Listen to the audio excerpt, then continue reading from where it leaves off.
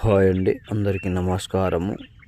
మీది కనుక ఈ ఛానల్ని ఫస్ట్ టైం చూస్తున్నట్లయితే లైక్ చేయండి, షేర్ చేయండి, కామెంట్ చేయండి, సబ్స్క్రైబ్ తప్పకుండా చేసుకోండి. నేను మీకు ఒక చెట్టు అయితే చూపిస్తున్నాను. ఈ చెట్టు అతి శక్తివంతమైన చెట్టు నాన్న.